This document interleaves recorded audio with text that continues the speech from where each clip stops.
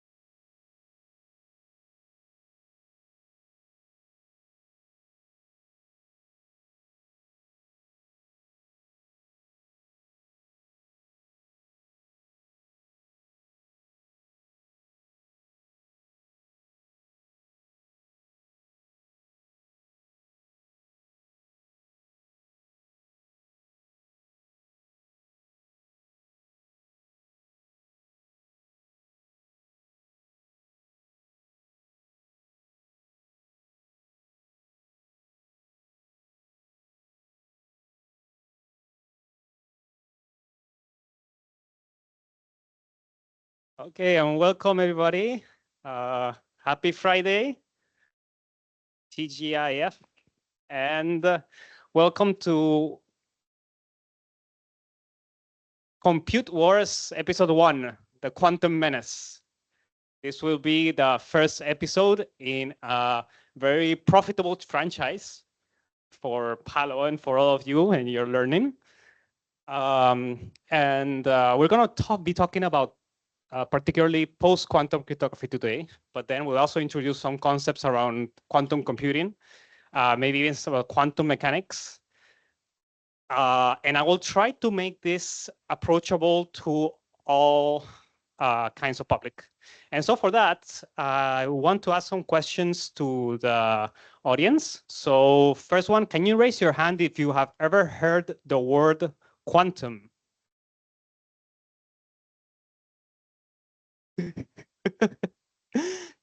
Okay, if you haven't, then I'm doing a bad job because I just said it like 7 times. Okay, next one. Have you heard about a quantum computer? Yeah. Okay, can anyone tell me quantum computers from which companies have you heard about? Okay, IBM. Anyone else? IonQ, okay. C-Wave, Microsoft as well, Google, okay.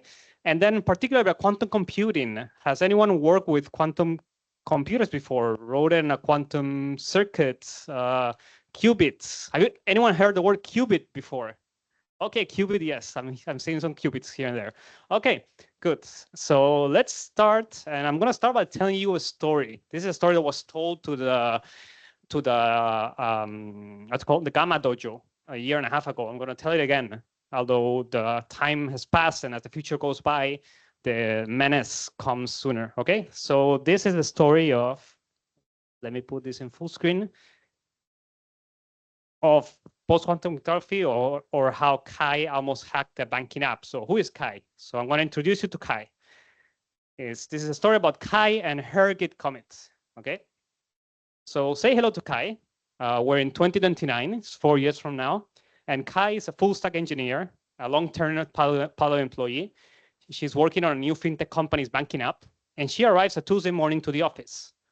Okay, so she's there filling up her water bottle. So she just puts it there. You know, it takes like 2 minutes, and then she grabs her phone and then she checks her notifications on GitHub. Then she sees that Sweta has done a code review on one of her pull requests. So basically, someone is reviewing her code, and then she saw that there's something fishy in her code. So they're working on this is a bit technical, Nest.js app with application, which is a tool that generates code. So it's a very simple endpoint, a CRUD endpoint. And then this code that is generated includes input sanitization. What this means is that the code that is generated protects external attacks from getting data, for example, from the database. But however, in this all generated code that is always the same, in this particular case, there is one line where there is a small change that allows for an SQL injection attack. So that basically means that someone can put, instead of their name, so imagine that I have a form, instead of putting my name there, I put some fancy string that says semicolon / and then something, and then I can get information out of the database. So that is very not good. And then the interesting thing is that Kai goes and checks her work. So she checks a commit on GitHub. Then she used PGP. Okay, so she signed the commit with public cryptography. She pushed by SSH as usual, and then she checks the commit from the right time. She didn't force push, so everything looks fine. And then she even follows good security practices. So, you know, we have a whole security training here at PALO. So she locks her screen while she's away. She uses strong passwords. She uses VPNs when appropriate. So how come this happened, right? And then because the thing is, we can trust the security around all of this, among other things, because cracking SSH or PGP keys takes millions of years with a supercomputer, right? That's what any developer here has learned during their time doing work, is that is one of the bases of our current security for our entire world, right? So how did this happen? Okay, that's what we're going to talk about today. Let's talk quantum. How can quantum computers break some forms of encryption? Okay, this part is going to be a bit more technical, so we're going to go down, and then we're going to go into quantum realm, and then we're going to go out. So bear with me. So to know what happened, we need to know what encryption is, how encryption works. We need to know what is public key cryptography. So not symmetric cryptography, but asymmetric. We need to know what is integer factorization. We need to know what is the P versus NP problem, complexity theory. Then how the bounded error quantum polynomial time problems leads us to quantum computers. And then we're going to talk about this in 20. That sounds like too much. I'm going to bore you out. 15, maybe 10. Okay. So yeah, let's start with encryption. Okay, let's do this for like 5 minutes. Okay, so encryption basically is how to garble and ungarble some text. Okay, so imagine that I have a message that I want to send to someone, right? So I use a lock and then I garble it. So now you can see here, can you see my mouse? Yes. So I have the message, then I use the lock, then I change it to something unrecognizable. Then when that person gets it, that person uses the same lock, and then now they can read it back. Okay, that is the basis of encryption and the basis of security in terms of sending information around.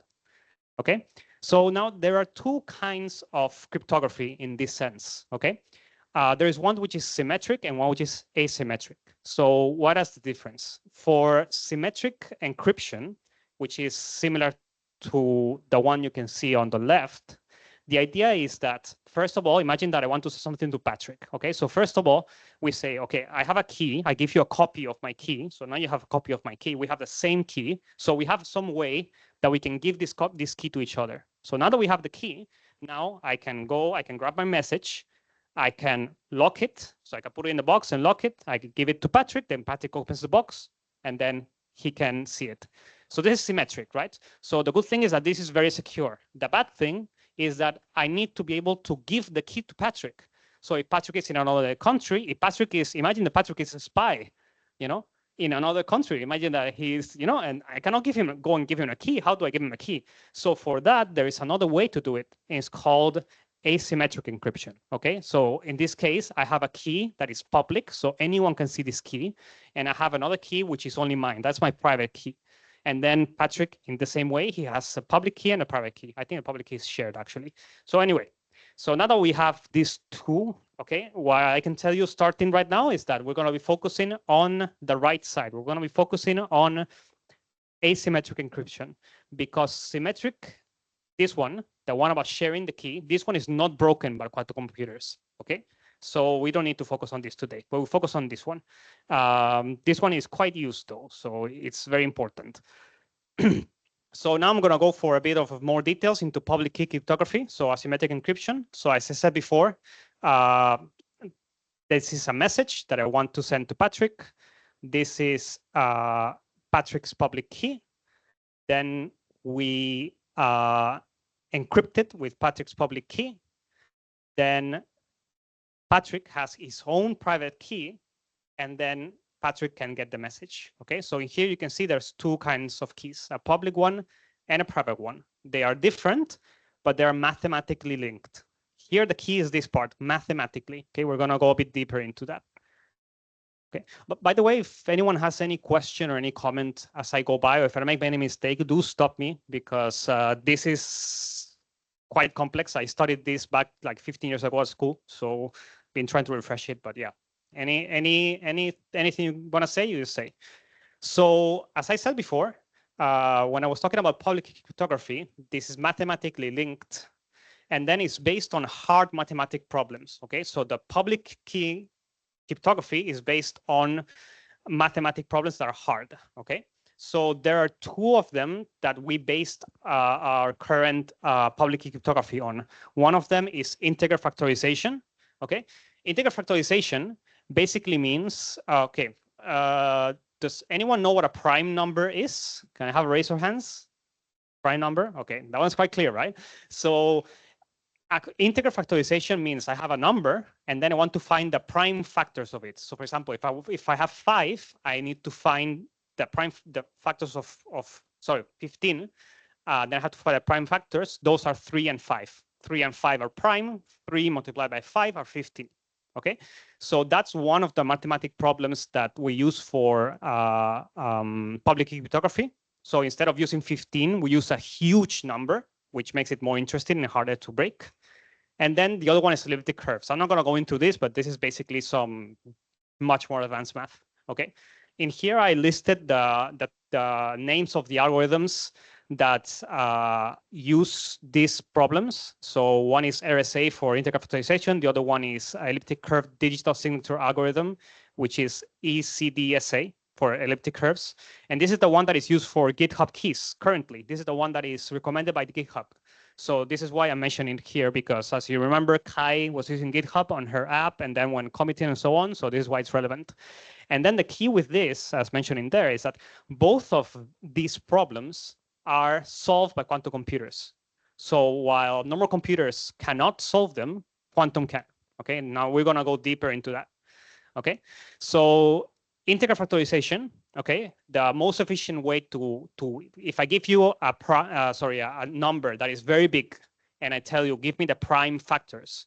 Okay, the most efficient classical way to do it is called the general number sieve.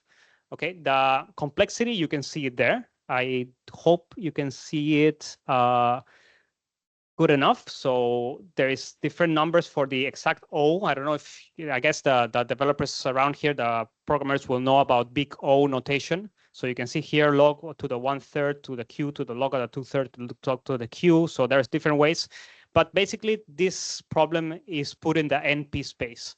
So NP space means that it's solved in non-polynomial time, if I'm not mistaken. But and so that takes us to complexity theory. Okay, now we're getting more complex.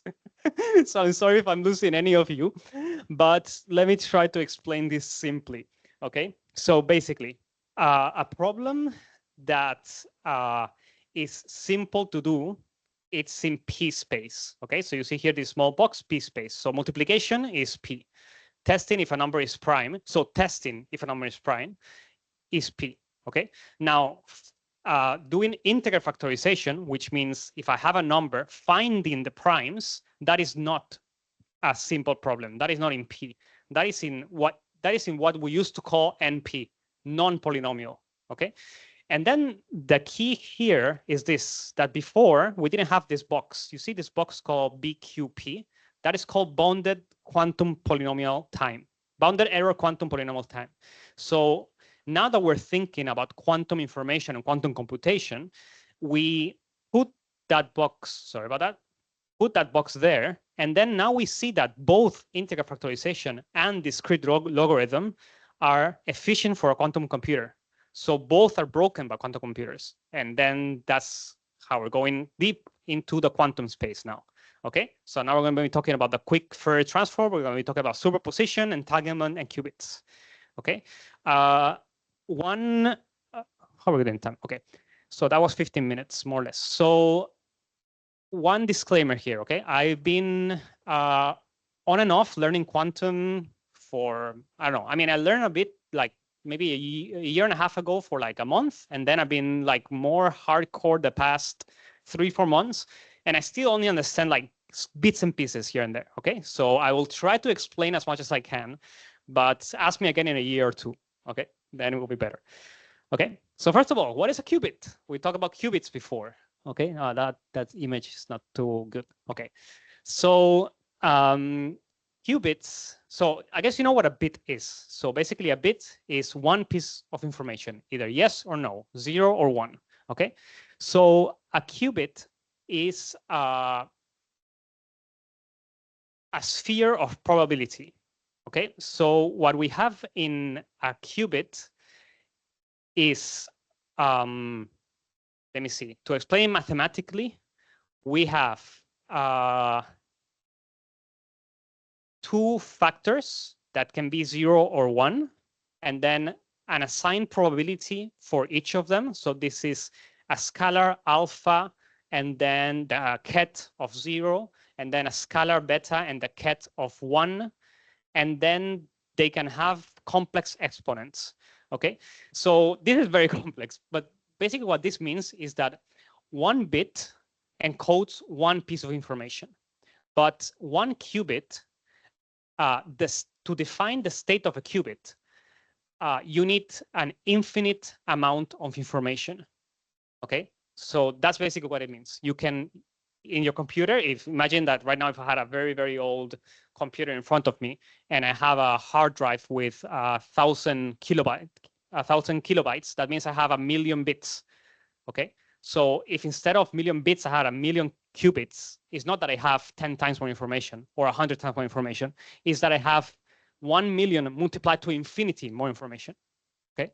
But the only problem with that is that I cannot access this information, okay? Because if I have a qubit which has infinite information, that is only the probability of having the information, right? This is about quantum states. If I actually go and look at the qubit and measure it, then I collapse it. And then I only get a certain amount of information. So this is the whole thing about quantum computers.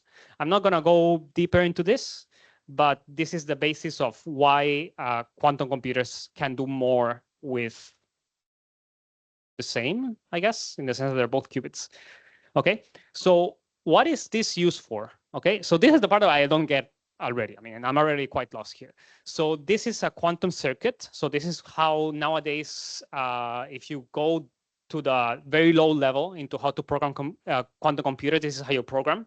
So you create quantum circuits. So here I can show you these things here are qubits.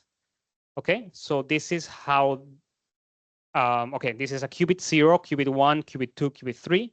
These are quantum gates. So this is how we make changes into them. Well, this may be like how we tease different probabilities from them. This is called the Hamadard gate. So this one puts in a superposition. The different R's are, I don't remember anymore.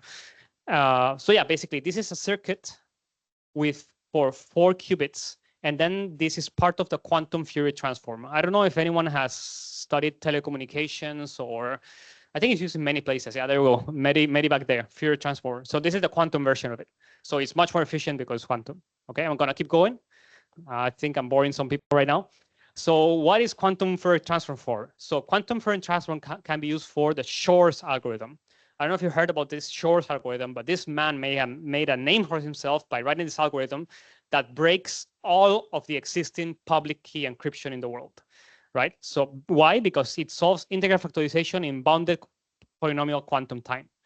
And then the only thing is that in order for us to break the encryption of all the existing world right now, we just need a quantum computer. We just need a quantum computer with a bunch of qubits, right? We just need a lot of them. Okay, now I think it gets more understandable for everybody here. I am happier to show this one. So this is the landscape for quantum computing in January of 2022. I found this one is quite nice. So here you can see that there's different types of quantum computers. There's superconducting quantum computers on the top left. So you can see here IBM, Google, D-Wave, Intel. This is a UST of China, Rigetti, Alibaba. Then optical quantum computers, integrated photonic chips. This is the UST of China as well, Xanadu. What else is interesting around here? IonQ, what you mentioned here, trapped ion quantum computers. There is around here, I think Atom computing is not, oh, Pascal. I think Pascal is a French one. And there's one here, one interesting one. You see how small this is, topological quantum computers, only Microsoft and QTech. So Microsoft is the one that they just released their own, the Valirana one, where they have their own quantum computer, and they say they will be able, with the same architecture, to reach 1 million qubits. Okay, and yeah, that's the thing. This is the landscape as of January 2022. The max number you can see here is this one, 5,600, but this is not a true quantum computer. It's not universal. The ones that are universal, the max one here is IBM with 127, but it's January 2022. Now let's go for more closer to now. This is a screenshot I took in January, okay? And then I went to the Wikipedia and I checked for the circuit-based quantum processors, and I sorted by number of qubits, physical qubits. So we have Atom Computing now with 1,000. We have IBM now with 1,121. And then IBM with 433, Xanadu 256, and yeah, and so on. And then I should have taken this today because maybe we have other players. Maybe Microsoft has gone up, maybe Google has gone up with Willow. And then you would say, but those are all, I don't know, like research related, right? Those are not things you can use nowadays. Actually, that's not quite true. And that's what it shocked me. This was, I think, a month ago or so when I went to a conference, a Photonics Expo conference, and I met someone that talked to me about the reality of quantum today, is that you can access these computers today. So this is the IBM Quantum platform, okay? It's free to use. You can just go to quantum.ibm.com and sign in. And then once you sign in, you will see here that you have monthly usage of 10 minutes. 10 minutes of what? 10 minutes of quantum computer usage. So they have these quantum computers. So there's actually 13. I'm showing here only 6 and maybe 9. The first 3 have 156 qubits. Then 156, 153, 107. So this basically means that I can use a quantum simulator locally. I can write quantum algorithms using quantum gates and quantum circuits. I can run them on my simulator locally, and then I can run them in the cloud. I can simulate them in the cloud, and then I can run them on an actual quantum computer. So this is reality. This is happening now, today, and this is public. So you can just imagine what is happening behind doors and what is happening when you do a partnership with these companies, right? This is very exciting. Okay, and now going back to the number of qubits, right? So we said here that it used to be maybe 100 and something. Now it's 1,000. So the thing is, in order for us to break current encryption, you need quite a few qubits, okay? So can anyone tell me what is the length of nowadays keys that are recommended for example, for the one for GitHub or any of them? How many bits are we talking about? Is it 128? Is it 256 here in 256? Okay, so if it were the case of integer factorization, which is the one I'm talking about the most here, let's say that we're talking about one that has 4096 bits. Okay, so quite wide, quite long the number. Okay, so for that, in order to break that, we would need more or less around 4,000 qubits. Okay, the thing here is if we had ideal qubits. Okay, I don't know if you remember back here. It says bounded error quantum polynomial time. So one of the main issues with quantum computers right now is that they are not perfect. So when we try to solve problems with it, when we try to execute algorithms to run circuits, sometimes we get errors because of the nature of matter, nature of the possibility space. In here in the IBM, you can see the error rate, which is 1.3 to the -3 or 3.2 to -3. So that means that what is usually the standard now is that people talk about physical qubits and then logical qubits. So one thing that I've seen is that, if I'm not mistaken, you need more more or less 100 qubits, logical qubits, to get 100 physical qubits to get one logical qubit. Okay, so 4,096 multiplied by 100, so that's 400,000. Okay, so let's say a million. Let's just say we get a million qubits, we're done, right? So this is a graph. This was again from like 2022. Back then, 2022, you can see here, IBM was around 100. So IBM is getting every time more and more qubits. Then this is the algorithms that we use to fix the problem. So this one is also interesting because right now we have an algorithm, which is Shor's algorithm, to solve the problem, but then maybe we can implement it in a more efficient way. So we need fewer qubits, right? So from 1 billion to 100 million to 10 million to 1 million. So as you see this, these two lines will cross around 2036. And then when these two lines crosses, then the moment the phenomenon is called quantum supremacy. When a quantum computer can solve a problem that a classical computer, so like any computer we have, cannot, then that quantum computer has reached quantum supremacy.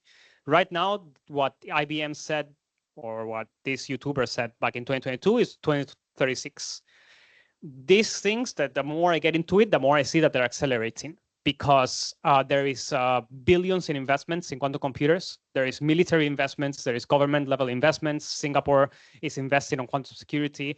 So this might happen sooner, okay? So this thing that we're talking all about is not a pipe dream. It's something that conservatively you can look at it happening in 2036, or more, if you want to protect, maybe you will have to think that this might happen in 2030, 2032, okay? So let's go back to Kai. What happened to Kai? All right, we're talking about the water spilled. Okay, so how is it that Kai got hacked in a way? How is it that she meant to put some code in GitHub, and then there was one line that was changed, right?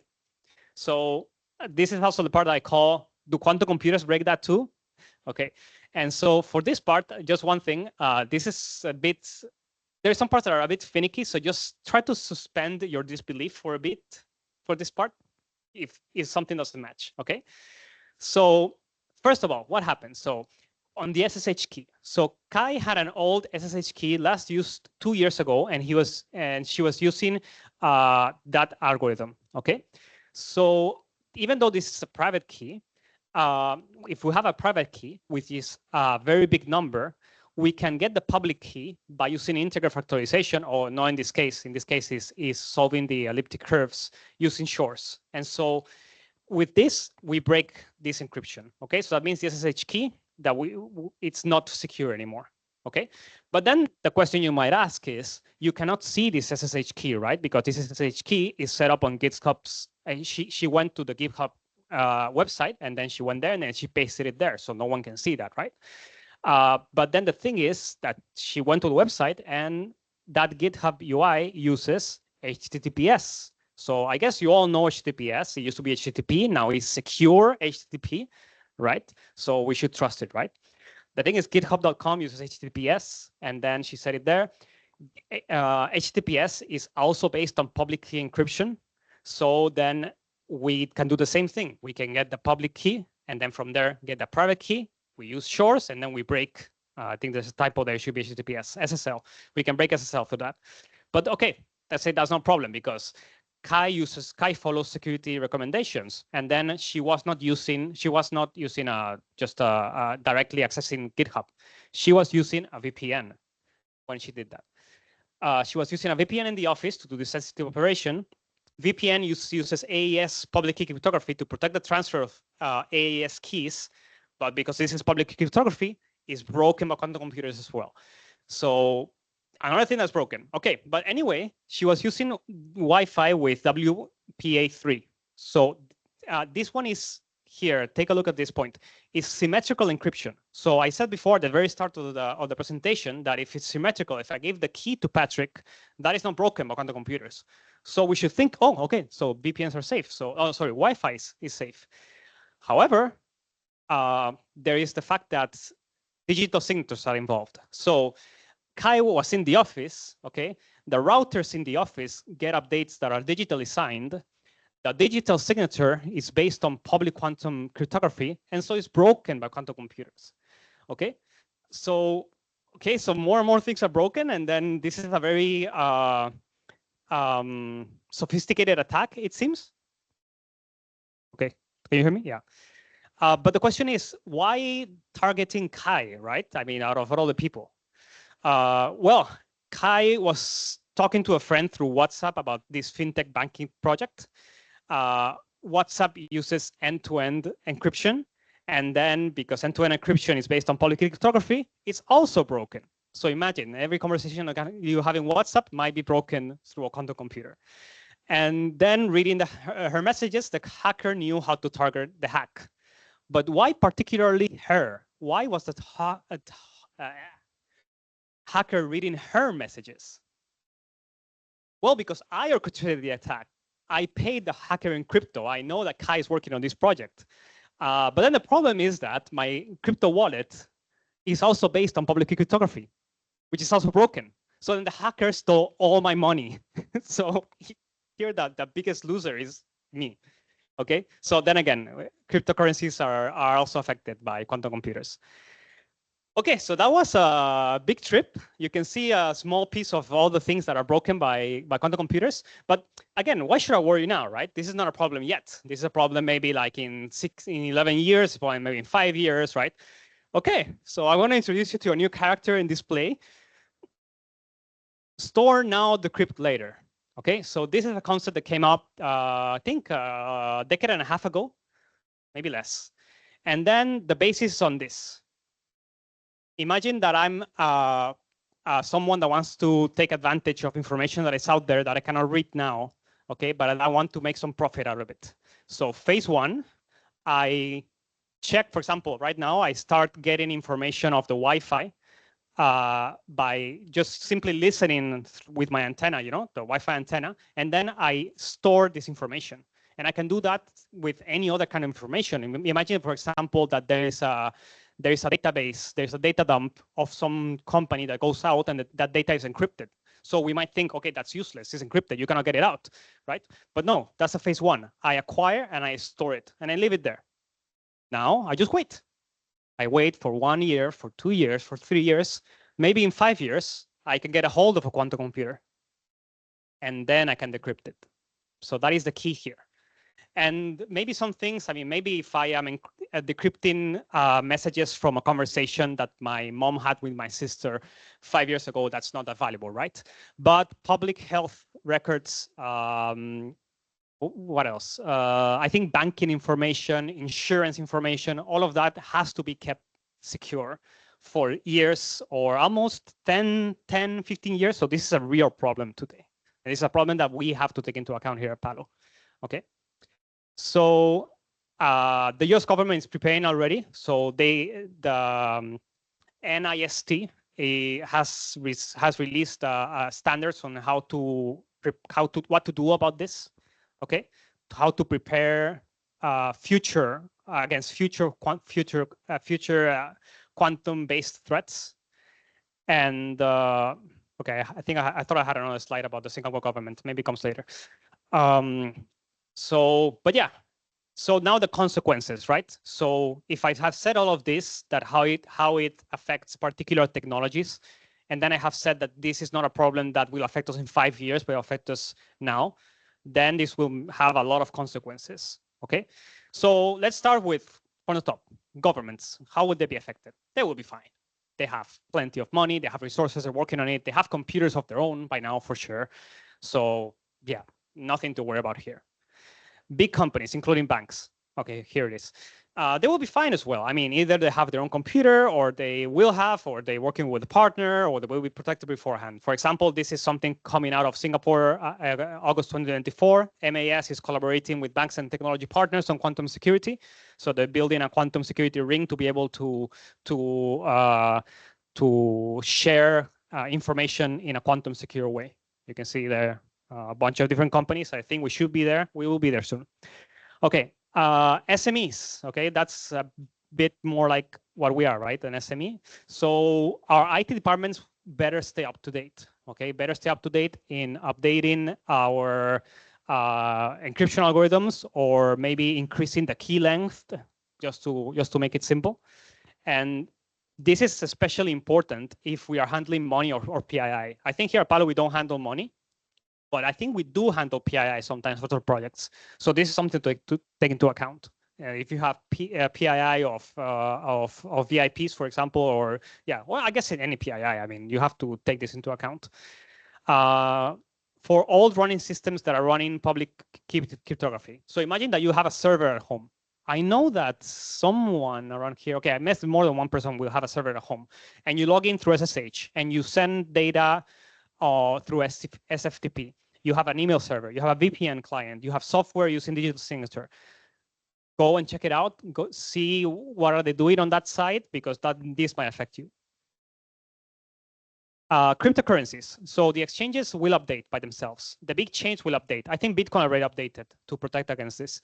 But what about forks? What about altcoins? Let's imagine that you have some altcoins that you bought some time ago. You haven't looked at it. There is some wallet that's there that's just sitting there.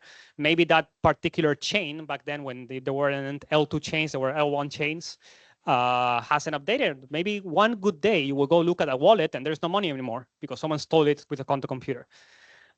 So yeah, if you have self-managed wallets, for live wallets, just update the wallet software to use post-quantum cryptography or to use longer key lengths. And for abandoned wallets, as I said, in obsolete chains, it's open season. Okay, so how do we prepare for this, right? If this is the world that is to come, what do we do? Okay, so we can increase the key length, but that will only take us somewhere, right? It will only take us up to this point, because imagine that we were say 496. That requires, let's say, 400 million. So we double, we put it at 9,000, then 1 million. So at one point, we will not be able to catch up, right?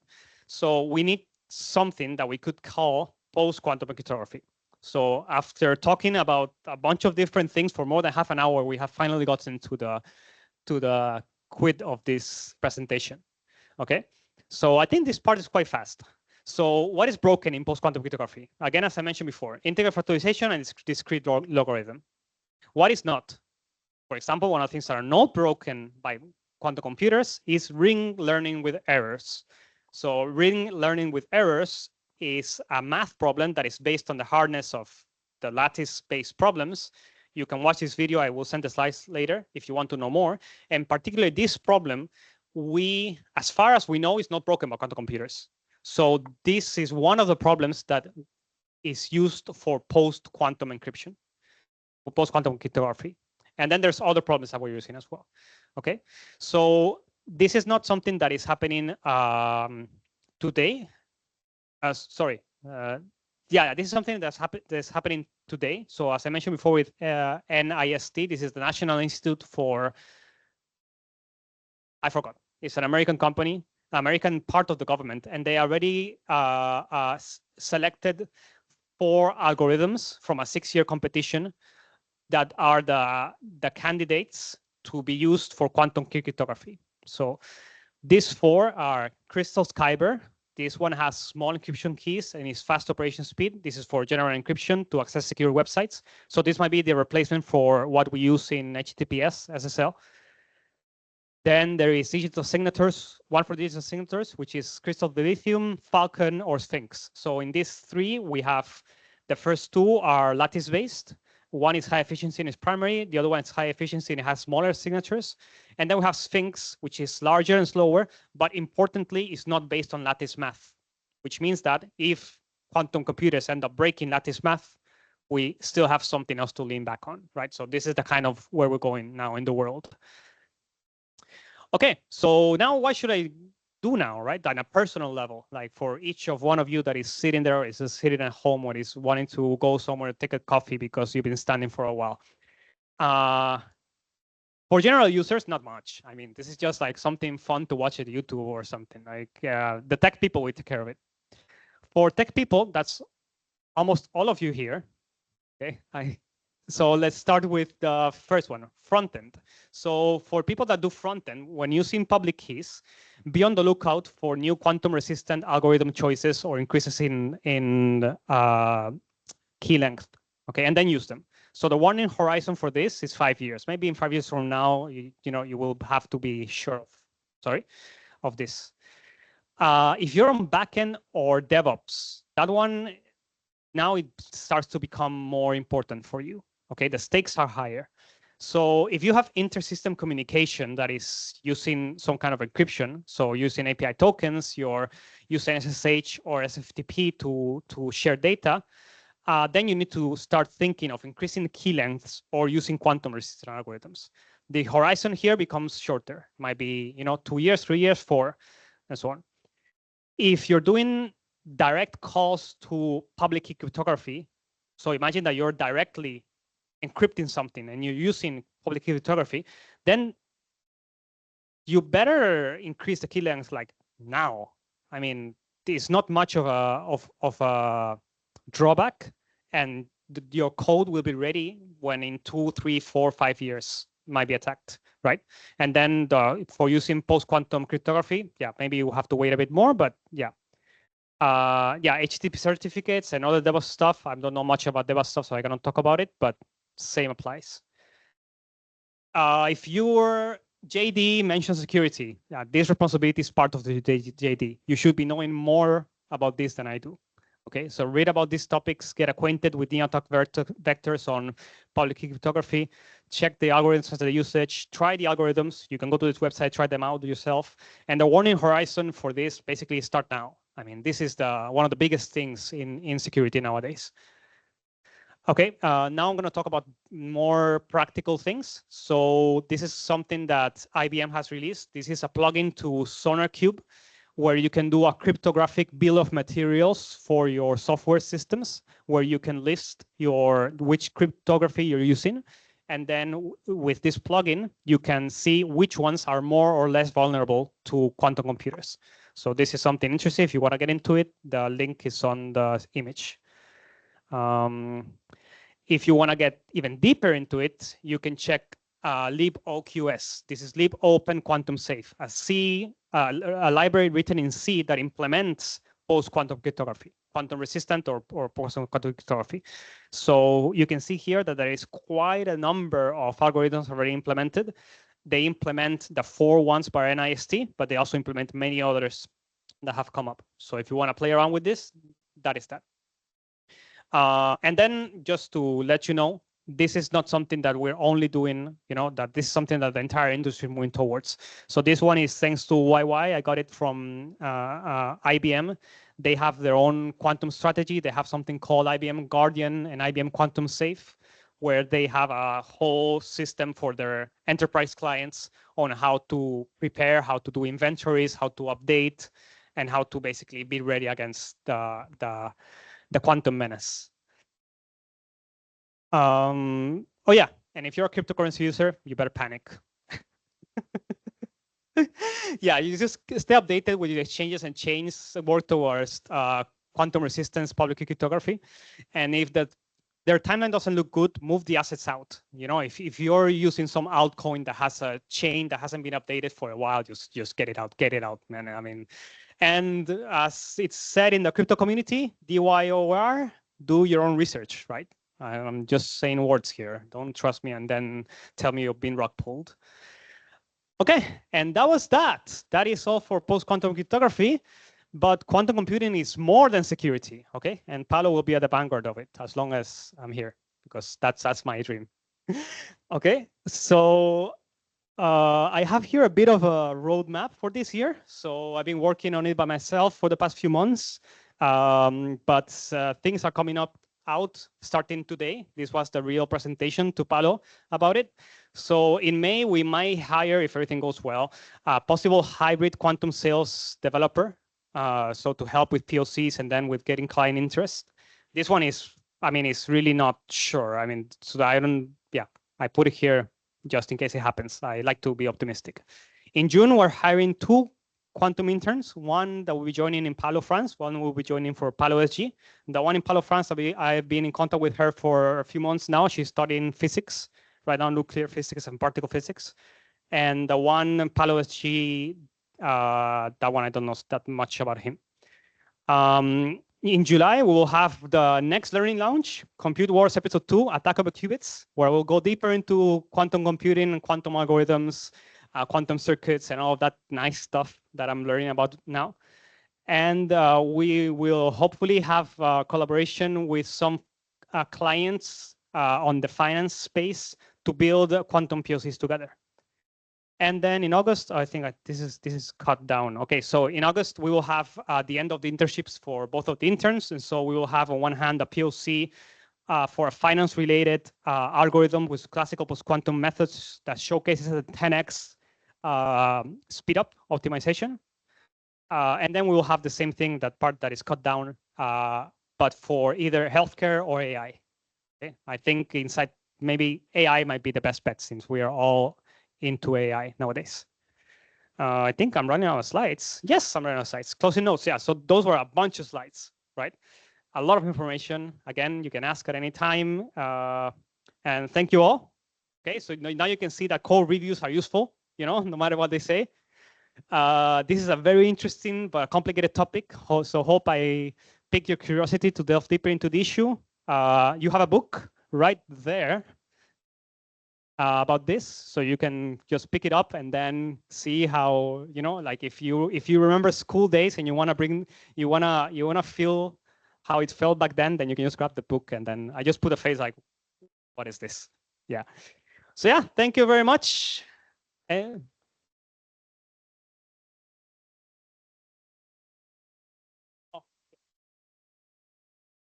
I will start with the online questions. So this is from Mehdi. A question: given that most hackers lack access to quantum computers due to their prohibitive cost, should we be generally concerned about the impact on personal data security? Okay, so personal data security in regards to your, for example, your PII, I don't think that much, because that you need a spare phishing attack, right? You need someone to target you. However, if you have crypto, then no one is targeting you. That is a white blanket. You know, they look for a chain that is vulnerable, attack the chain, get everything out, right? So it's, you know, that this is called the attack surface or the profile, something like that. So yeah, it depends on what you have on your side and what you want to protect. If you want something, yeah.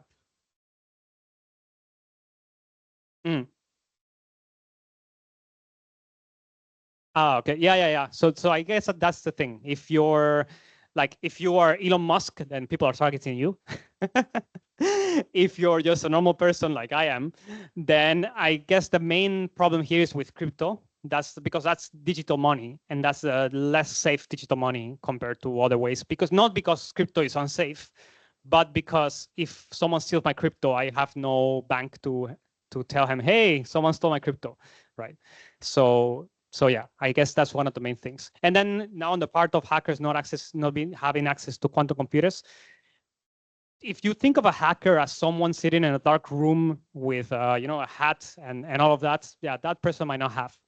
If you think of hackers as a building full of people studying for 20 years doing practical hacking in North Korea, yeah, those might have access to a quantum computer sooner rather than later. So it's something to take into account. I don't know if North Korea has quantum computers. China does. No, I don't know if North Korea has, but China does, And as you know, I don't know if you know about this, but there's some of the developers in North Korea work in China. They are, yeah. So that's one.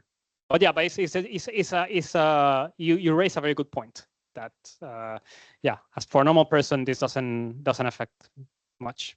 Thank you for the question. Does that answer your question? Okay. Yes, Kevin.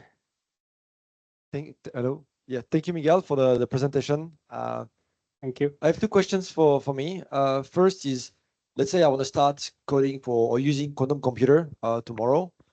What should I do? Do I need to understand all the math and physics behind it, or just know a new language, and then I can just go on IBM Quantum, run a computer, and run my algorithm? Okay, that's a very good question, because that question I faced myself. So I started by getting that book. Then I read the summary and I said, okay, I cannot do this. I read the introduction. Then I went to one website that is created by Michael Nielsen together with someone else, which is called Quantum Circus, I think, which tries to explain quantum cryptography. Then from there, it says, I assume that you know linear algebra and complex numbers. And then I said, I used to know that. I don't know anymore. So I went and I tried to study linear algebra. And then I got lost. Okay. So that was my second try. Okay. Then my third try, and now the one that is being more successful, is that I went to, and I'm going to show you this on my computer. I went to brilliant.org. This is a company that has courses similar to Duolingo, but for math and physics and computing, AI, all sorts of things like this. And then I joined this course.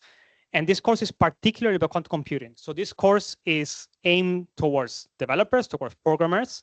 This course goes as deep as it needs into the quantum details, but not more.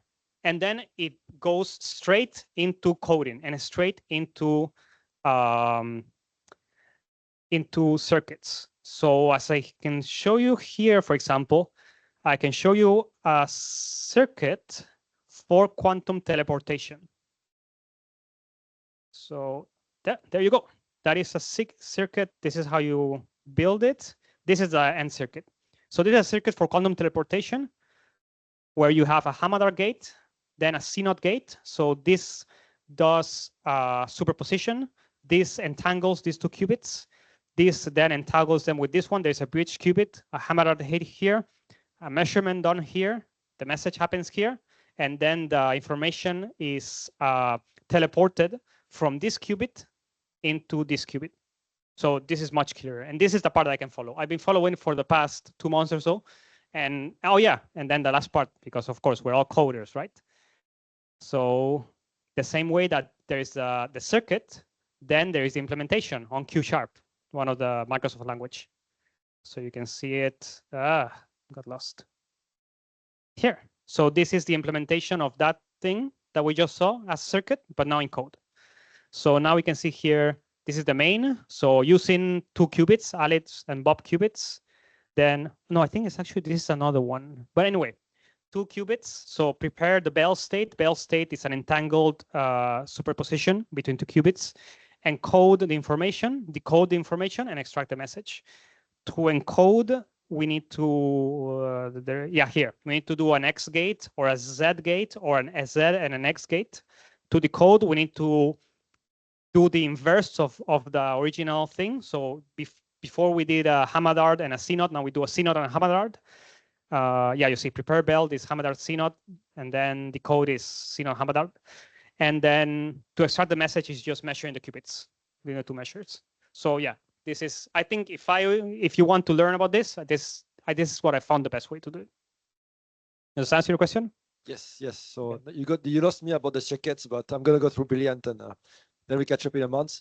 Okay. And the second question is more about how, as PALO One, we can be part of this quantum journey with you in PALO. Can we participate, or how do we do that? Oh, I love that you ask that question.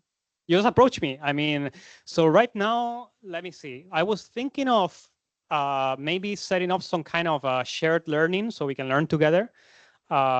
Maybe I can help you. I don't think I can teach you, but at least I can help you, point you to the right resources. So that can help for sure. What else can help? Someone that has knowledge about math or physics, for sure, that can help, because it can help settle doubts that are related to these things that I don't understand myself. Now, if you're more, if you have the time and the want to be deeper involved, you can work on this on a POC. So I have a contact from this company that I got in the conference I mentioned before. And so this company is building a POC that will share with us next week about what I've been talking before, how there is a speed up by using a hybrid classic quantum approaches.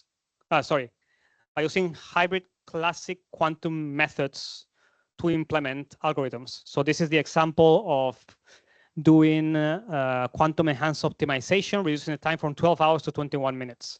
This is another example. This one is a bit harder to understand, but this is a Monte Carlo simulation. So you can see here that with a classical algorithm, the processing time is at this point of the logarithm Y graph.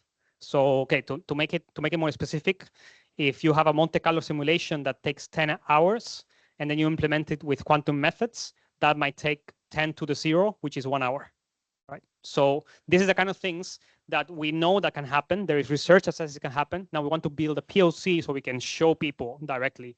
You can see how this happens, right? So that will be with a quantum simulator because we don't have enough qubits to do it with a real quantum computer. But then eventually we can also show a simpler problem using a quantum computer, like a real quantum one. So yeah, so if you are interested in this, if you want to get into this, yeah, just talk to me.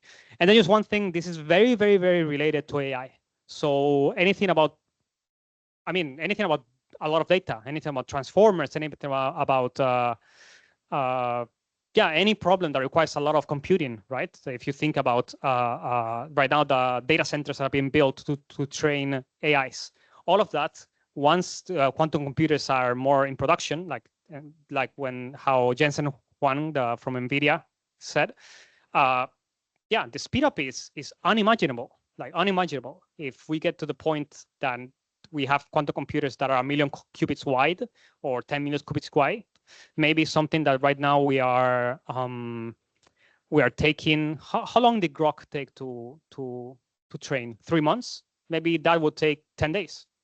You know, like it's the possibilities are endless. Okay, does that answer your question? Yeah, thank you very much.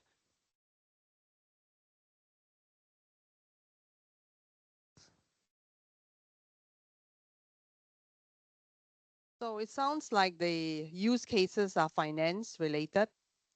So I've spoken with some of the banks. They said, yeah, maybe in 5 years, 10 years. And then they tend to keep it in-house because they don't want to tell you. But they will not have all the skills to be able to bring this up. So how do you think would be, do you have a nice idea here, executive quant, but how do we then bridge? Where is then our value add together with this executive quant, together with a target customer? Then secondly, besides finance, another area, you mentioned healthcare, but there's also logistics. It's an area that has more legs. I believe there's more monetary value in logistics in calculating all the various optimization path. I don't know. Just a thought. Okay, yeah, thank you. That is a very good point. So in terms of areas, the ones that I'm focusing on right now is finance, healthcare, and AI. In that order. Finance first, because it's the one where so finance, basically this improvement means more ROI, because if you can optimize a portfolio faster, you can get an alpha on the market. It's clear. There is like money to money, you get more money. So imagine that by doing this optimization, you get 7.11% annual returns, right? However, as you see the point, they will do it internally. They don't need us for that, right? Now my question is, can we do something together with them to maybe, with maybe not the bigger banks, but the smaller banks, to motivate them to start thinking about it? Can we do some collaboration with them? Can we do some POC with them? Yeah, maybe there is some way to get it that way. So maybe talking to DBS might not be the best idea, but maybe some other ones. Yeah. So the other one, healthcare, there is also a lot of applications there. For example, genomic sequencing, instead of happening in days, it happens in hours or minutes. So for that, I'm trying to speak to MOHT. But interestingly, the book that I mentioned before, the Chief Technical Strategy Officer of MOHT is called Robert T. Morris.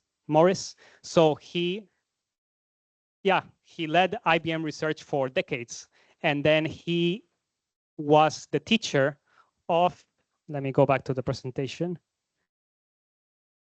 Here, he was the teacher of Isaac Chuang. When in 2002, Isaac Chuang and his team, they created one of the first quantum computers, a 2-qubit quantum computers based on 2 molecules. So I'm trying to talk to him into trying to get quantum on MOH3 through PALO. Yeah. So that's another one. And then logistics, and there's much more. So what I did originally was I went through all of the active clients, active projects, and then I went over the top 3. But we can also keep going down and then see what we can happen. Yeah. Does that answer your question? Okay. Thank you very much. Any other question? Comment? Want to go already? It's been 1 hour. Too much. Yeah. Hopefully there will be 9 episodes like Star Wars. Okay, then thank you very much. Thanks again.